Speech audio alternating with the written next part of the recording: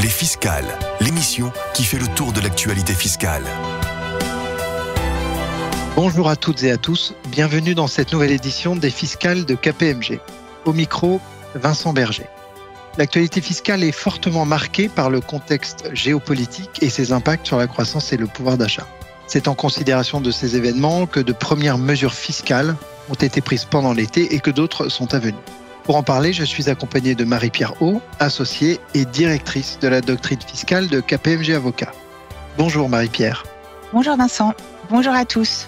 Au programme de cette édition, le paquet dit pouvoir d'achat, l'éventuelle taxation des super-profits, les mesures attendues dans le cadre du budget 2023 et enfin, nous ferons un point d'étape sur la mise en œuvre dans l'Union européenne de l'imposition minimale mondiale, un beau programme en perspective.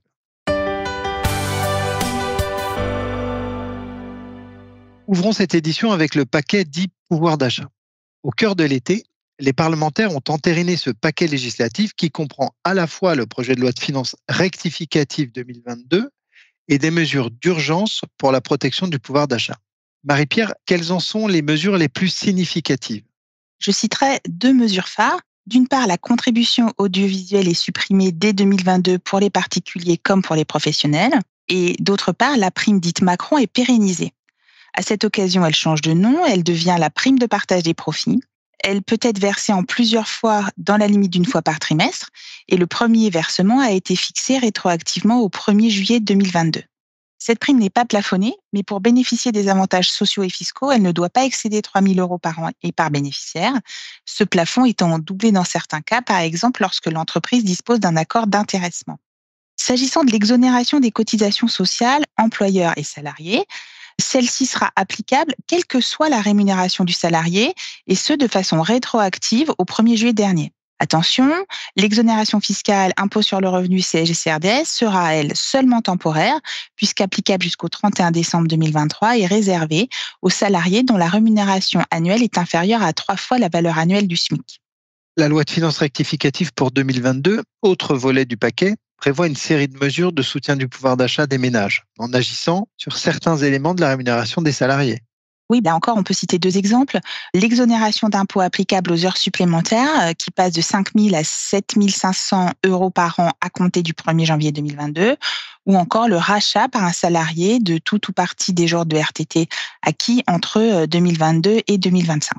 Pour une analyse plus détaillée, nous invitons nos auditeurs à écouter notre édition des Sociales, diffusée le 8 septembre dernier sur notre application Radio KPMG. Nous l'avons compris, dans ce paquet pouvoir d'achat, très peu de mesures intéressent les entreprises. C'est vrai, Vincent, et concrètement, seules deux dispositions ciblent les entreprises. La première, c'est la généralisation progressive de la facturation électronique entre assujettis à la TVA et l'instauration d'une transmission obligatoire à l'administration fiscale des données de transaction avec une entrée en vigueur progressive à compter du 1er juillet 2024. Mais en réalité, ce n'est pas une mesure nouvelle, puisque le texte voté cet été, il est strictement identique à celui qui avait été pris par ordonnance en septembre 2021 et dont la ratification par la loi de finances 2022 fut sanctionnée par le Conseil constitutionnel comme n'ayant pas sa place dans un texte de loi de finances. Rien de neuf donc sur le fond. Quelle est la seconde mesure concernant les entreprises ? La seconde mesure, c'est l'instauration d'un dispositif anti-abus relatif à l'amortissement des fonds commerciaux. La loi de finances 2022 a mis en place une déductibilité fiscale temporaire des amortissements comptables pour les fonds commerciaux qui ont été acquis entre le 1er janvier 2022 et le 31 décembre 2025. Cette possibilité s'applique aux fonds acquis dans le cadre d'une opération de cession à titre onéreux, ainsi qu'à ceux reçus dans le cadre d'apports, de fusion ou d'opérations assimilées. Depuis le 18 juillet 2022, qui est la date de dépôt de l'amendement, les entreprises qui acquièrent des fonds commerciaux auprès d'entreprises liées ne peuvent plus bénéficier de la déduction fiscale de l'amortissement de ces fonds. Un autre sujet qui intéressera nos auditeurs, c'est la mesure relative au pacte Dutreil. On se souvient que la Cour de cassation a jugé récemment que l'exonération partielle des droits sur les transmissions n'est pas remise en cause si la holding, dont les titres font l'objet du pacte, perd sa fonction de holding animatrice. La loi de finances 2022 contredit cette décision. En effet, Vincent, est désormais légalisée la condition d'exercice continu de l'activité éligible par la société dont les titres font l'objet du pacte, exercice continu jusqu'au terme de l'engagement individuel de conservation des titres. Le texte de loi est donc désormais conforme à l'esprit du législateur. Nous le disions il y a quelques instants, Marie-Pierre, en pratique, peu de mesures du paquet pouvoir d'achat ciblent les entreprises. Pourtant, les entreprises ont été au cœur des débats avec la question de la taxation des superprofits, question qui est de nouveau sur le devant de la scène après les annonces de la Commission européenne la semaine dernière. Exactement, Vincent. Après la publication en juillet de bénéfices qualifiés de record et dans un contexte inflationniste et d'érosion du pouvoir d'achat, la création d'une taxe sur les superprofits a été évoquée. Il est difficile de prédire quel sera l'avenir de cette taxe et on devra sans doute attendre les derniers arbitrages politiques. C'est vrai qu'au cours de ces dernières semaines, la position du gouvernement semble s'être infléchie puisqu'on est passé d'une opposition forte du ministre de l'économie cet été à une déclaration de notre première ministre indiquant ne pas fermer la porte à la taxation des superprofits, bien que préférant, comme son ministre des Finances, une contribution des entreprises sous forme de redistribution auprès des salariés ou des consommateurs. Une mission parlementaire a d'ailleurs été lancée et devrait rendre ses conclusions début octobre. Si on regarde du côté de nos voisins européens, plusieurs d'entre eux ont déjà mis en place une taxe sur les superprofits ou annoncé une mise en œuvre prochaine, notamment l'Italie, l'Espagne et le Royaume-Uni. Oui, et finalement, c'est sans doute une proposition présentée le 14 septembre dernier par la Commission européenne qui pourrait conduire la France à franchir le Rubicon. L'Europe a en effet proposé une série de mesures exceptionnelles qui visent à redistribuer les recettes excédentaires du secteur de l'énergie aux clients finaux. Parmi ces mesures, retenons les deux principales. Premièrement, les bénéfices excédentaires générés par des activités dans le secteur des combustibles fossiles, pétrole, gaz, charbon, raffinage, seraient soumis à une contribution de solidarité d'au moins 33% au titre de l'exercice fiscal 2022. Cette contribution de solidarité serait calculée sur la fraction des bénéfices 2022 qui excéderait de plus de 20% les bénéfices moyens des 3 dernières années, c'est-à-dire 2019, 2020, 2021. Le rendement de cette contribution, il est estimé par la Commission à environ 25 milliards d'euros, qui seraient à répartir entre États membres qui devraient les employer, notamment dans le financement de mesures de soutien financier aux ménages vulnérables ou aux entreprises durement touchées. Deuxièmement, les revenus des entreprises productrices d'électricité à partir du nucléaire ou d'énergie renouvelable seraient plafonnés. Et le prix plafond s'établirait à 180 € par mégawattheure, et ce jusqu'au 31 mars 2023. Si je vous suis bien, Marie-Pierre, il faut s'attendre à retrouver cette taxation des superprofits dans le budget pour 2023.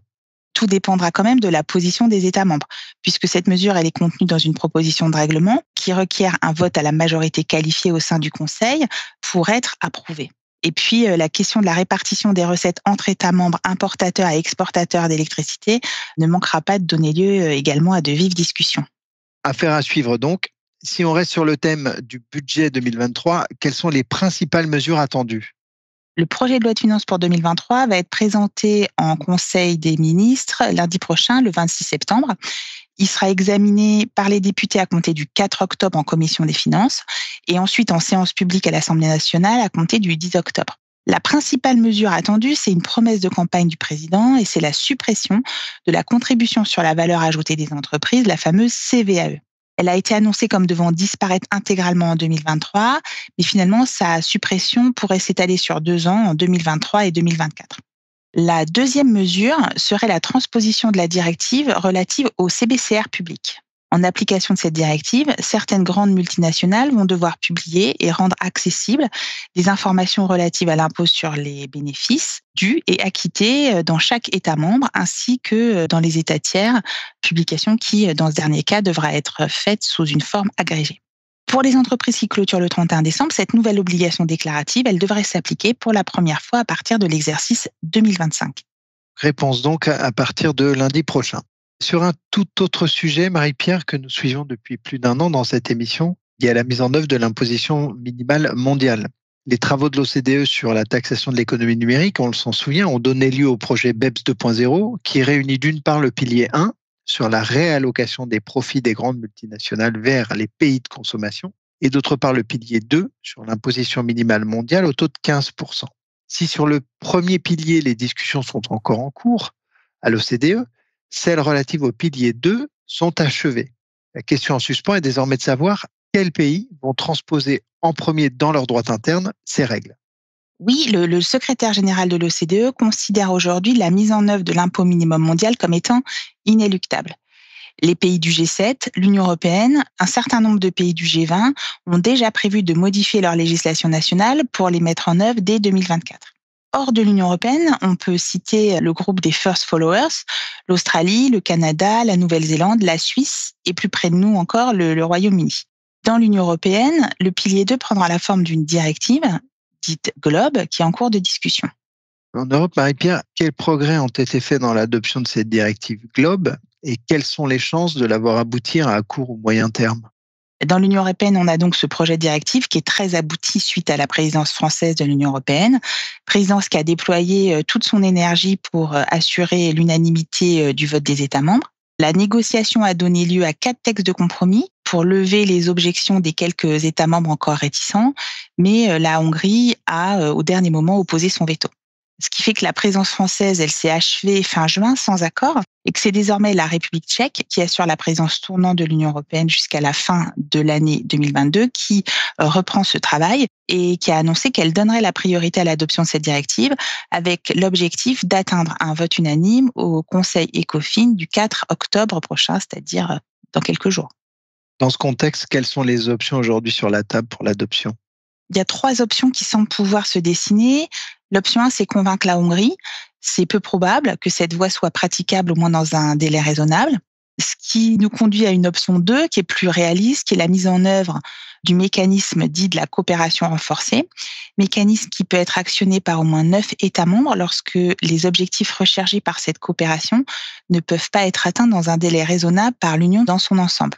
Et enfin, l'option 3, c'est celle de l'application unilatérale, puisque certains pays, parmi ceux militant depuis longtemps pour mettre en œuvre un impôt minimum en Europe, pourraient ne pas vouloir attendre et décider unilatéralement de mettre en place un impôt minimum dès 2023 ou 2024. L'Union européenne, de ce côté, pourrait tout à fait coordonner ces initiatives et s'assurer de la compatibilité avec le droit de l'Union européenne de ces dispositifs mis en place dans le droit interne des États.